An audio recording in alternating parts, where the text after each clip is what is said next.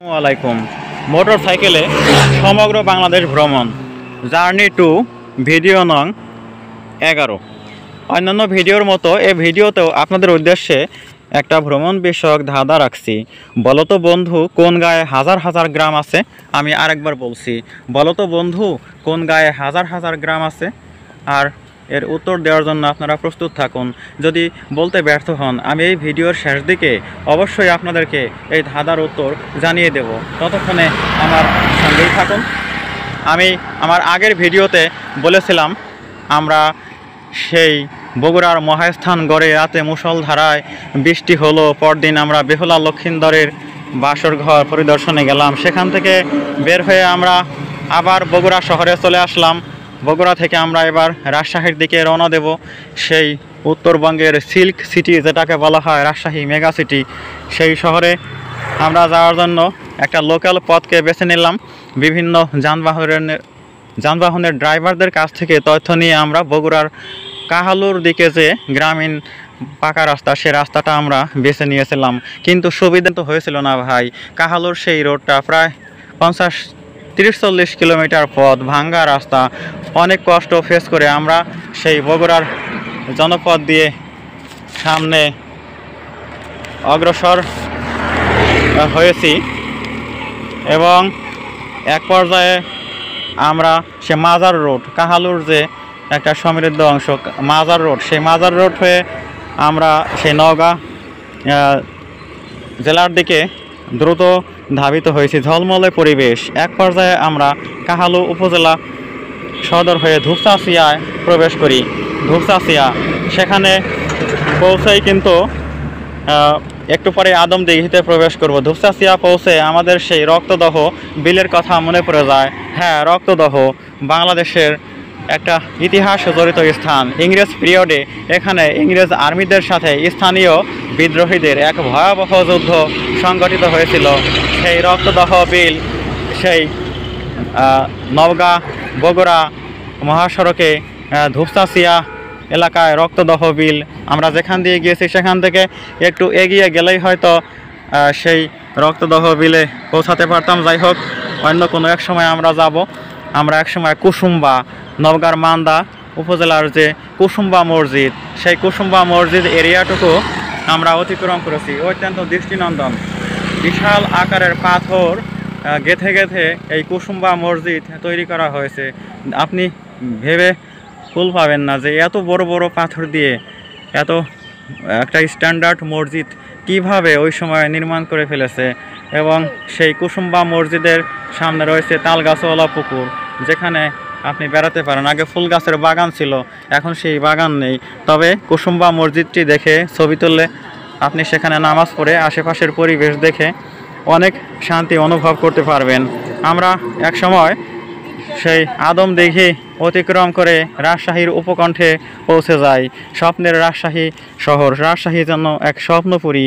এখানে শাহ মখদুম রহমতুল্লাহ আলাইহি সাহেবের মাজার শরীফ, রাজশাহী বিশ্ববিদ্যালয়, রাজশাহী কলেজ এবং অন্যান্য অনেক দৃষ্টিনন্দন স্থাপনা রাজশাহীতে রয়েছে, যেগুলো দেখে আপনি আনন্দ পেতে পারেন বন্ধু।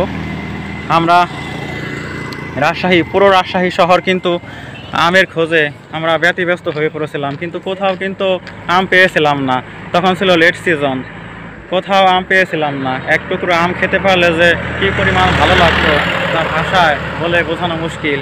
যাই হোক, আমরা রাজশাহীর বিভিন্ন স্থান ঘুরে ঘুরে দেখলাম এবং এক পর্যায়ে কিন্তু আমরা রাজশাহী থেকে রাজশাহীর আউটার রাজশাহী বানেশ্বর এলাকা, রাজশাহীর টাউনের একেবারে সেই জনাকীর্ণ অংশ পেরিয়ে গ্রাম এরিয়া যেখানে, সেই বানেশ্বরে মহাসড়কে বসা এক আমের দোকানের কাছ থেকে 2 ঝাঁকা আম নিয়ে তিনি বসেছিলেন।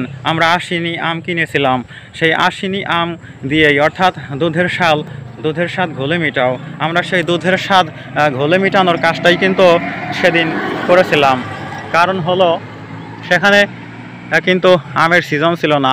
সেই আশিনি আম বাড়িতে এনে আমরা খেয়ে কতই না মজা পেয়েছি, সে কথা ভাষায় প্রকাশ করতে পারবো না। আমরা সেখান থেকে ফিরতি পথে বানেশ্বর থেকে আম নিয়ে এসেছিলাম নাটোরের বনপাড়ায়। বনপাড়ায় কিন্তু কাঁচাগোল্লা পাওয়া যায়, কাঁচাগোল্লা বিখ্যাত। আমি আমার বন্ধুর কাছে কাঁচাগোল্লার কথা তুলতেই সে বলে ফেলেছিল না কাঁচাকলা কাঁচাকলা। আমি বলেছিলাম না কাঁচাকলা নয়, কাঁচাগোল্লা। কাঁচাগোল্লা হলো এখানকার বিখ্যাত খাবার। আমরা একটা হোটেলে ঢুকে বনপাড়া থেকে কাঁচাগোল্লা খেয়ে নিলাম, কিন্তু দোকানি সৎ লোক ছিলেন। কথা প্রসঙ্গে এক পর্যায়ে তিনি বলেই ফেলেছিলেন, ভাই এটা কিন্তু অরিজিনাল কাঁচাগোল্লা নয়। আমরা তখন মনে মনে আক্ষেপ করে বললাম, হ্যাঁ আমরা বুঝি আজকে দুধের স্বাদ ঘোলে মেটালাম। হ্যাঁ সত্যি সেরকমই ব্যাপারটা।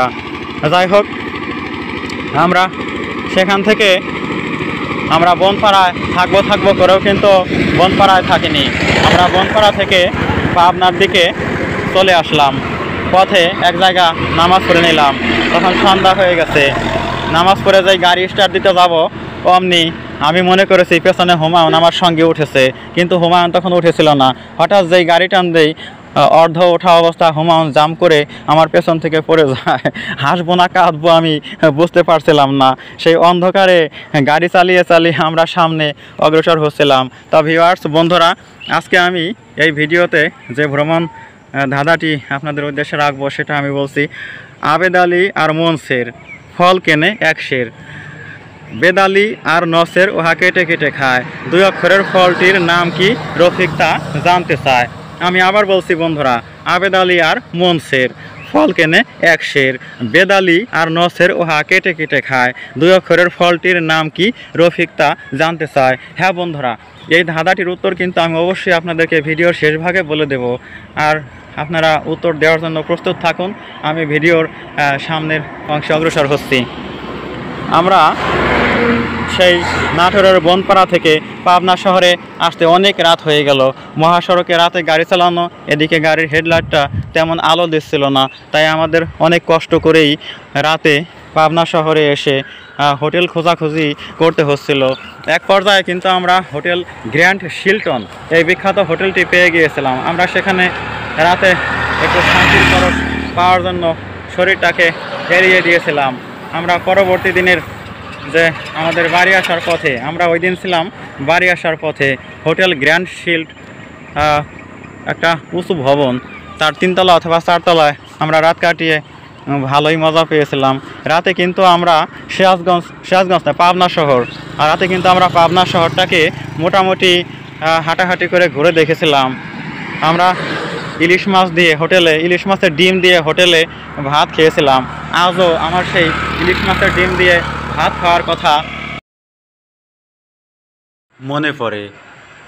আমরা একেবারে এই ভিডিওর শেষ পর্যায়ে এসে পৌঁছেছি। আমি এই ভিডিওর প্রথম দিকে যে ধাঁধাটি আপনাদের উদ্দেশ্যে রেখেছিলাম, সে ধাঁধাটি আমি আর একবার উচ্চারণ করে তার উত্তর বলে দিচ্ছি। বলো তো বন্ধু, কোন গায়ে হাজার হাজার গ্রাম আছে? হ্যাঁ বন্ধু, যে গায়ে হাজার হাজার গ্রাম আছে সে গায়ের নাম হলো নওগাঁ, নওগাঁ জেলা। ধন্যবাদ সবাইকে। এই চ্যানেলকে সাবস্ক্রাইব করবেন, নতুন নতুন আপডেটেড ভিডিও পাওয়ার অপেক্ষায় থাকবেন। লাইক করবেন, কমেন্ট করবেন এবং উৎসাহিত করবেন যাতে এই চ্যানেলের অগ্রগতি সাধিত হয়। সবাই ভালো থাকবেন, সুস্থ থাকবেন, এরূপ দৃঢ় প্রত্যাশা রেখে আমি মোহাম্মদ রফিকুল ইসলাম এই ভিডিওর ক্লোজ টানছি। ভালো থাকুন, সুস্থ থাকুন, সুন্দর জীবন হোক আপনার। ধন্যবাদ।